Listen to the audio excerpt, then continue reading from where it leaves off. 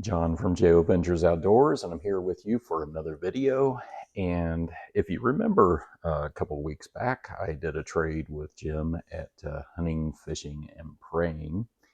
And one of the trade knives was a Kabar Stockman. And during that video, I said, well, here coming up soon, I'll show you all my K-bars. So I thought I would just share my K-bar USAs today. These are all slip joints, and some are pretty old, and I think they're pretty cool. So first, let's start out with the one I got from Hunting, Fishing, and Praying, Jim.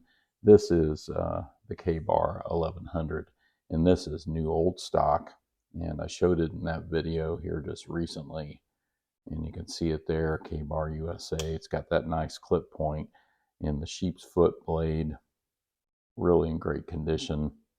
I mean, this has never been used. I really like this knife. This is very cool. I'm kind of debating on whether I should carry it or not. um, I'm not getting any younger. Maybe I should just put it in the pocket. So this is a wonderful size knife. Great stockman. Came with the box. So that's pretty cool. So there's that.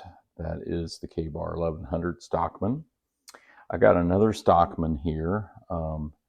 This is what I think is the 1110, and I got this at a pawn shop. It was in bad shape. You can see the K-Bar. I saw that and I went ahead and picked it up.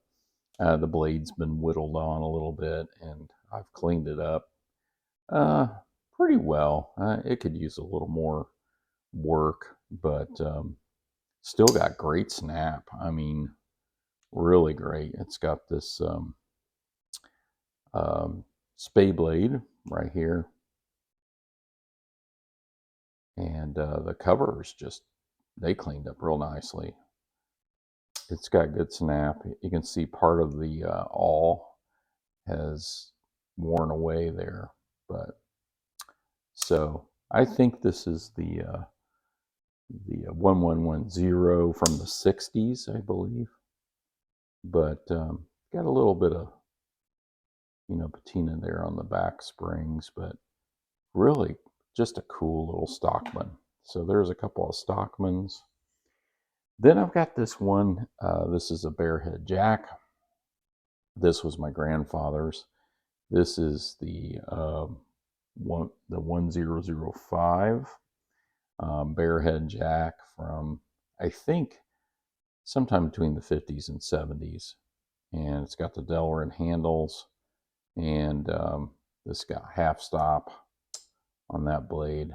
The small blade does not have a half stop.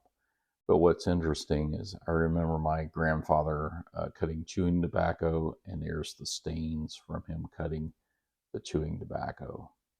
So that's pretty cool. So this is a family heirloom, and actually I think that does have like a little bit of a lazy half stop. It's old, so it's been worn, but it's sharp. Man, that's a sharp knife, but I like this little knife. That's very cool. So there's my bearhead jack. Then I've got a couple here that are trappers.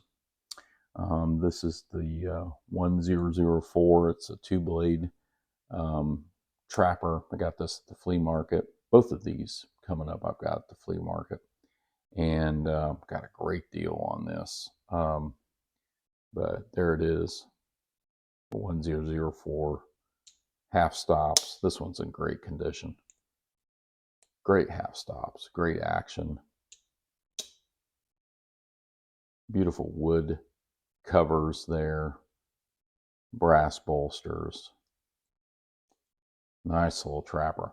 This is reminds me of the 94 OT from Schrade Old Timers. And I don't have a 94 Old T, but I think this is about the same size. It looks very similar in size and design. And so then I found this one at the flea market, and it's the 1002. Single blade. It's got a little liner lock there, brass liner lock, half stops. Cool little knife. I went ahead and picked it up. It's got a little bit of blade wear there, but in great condition. It needed to be cleaned up. I cleaned it up. But these are just well constructed knives. So this reminds me of the 194 OT from Schrade, old timer. And I do have one of those. I didn't bring it out here, but I do have one of those. That's pretty cool.